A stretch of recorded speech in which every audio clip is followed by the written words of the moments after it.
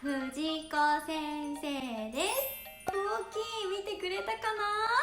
藤子先生もお家に飾って楽しんで遊んでるんだよ。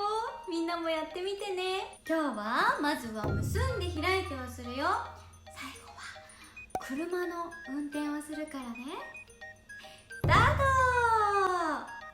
結んで開いて手を打って結んでまた開いて手を打ってその手を上にお日さまキラキラお日さまキラキラお日さまキラキラキラキラキラキラキラキラ結んで開いて手を打って結んでまた開いて手を打ってその手を横に飛行機ブンブン飛行機ブンブン飛行機ブンブンブンブンブン結んで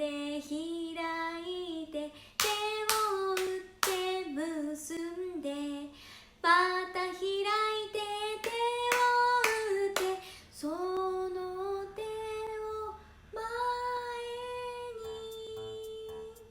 さあ車の運転だよ。ブーンプップーブーンプー車が走ってくるよ。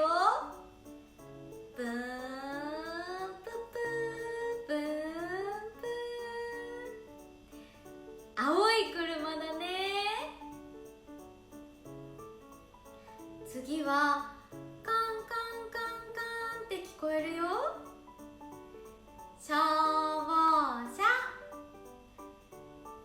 次はピーポーピーポーって聞こえるよ。救急車。うー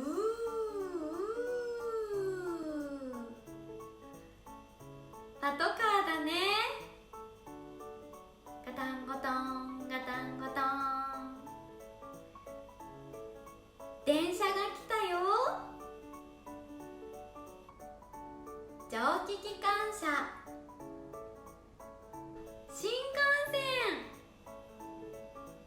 とっても速いんだよね。次はお空を飛んでいくのは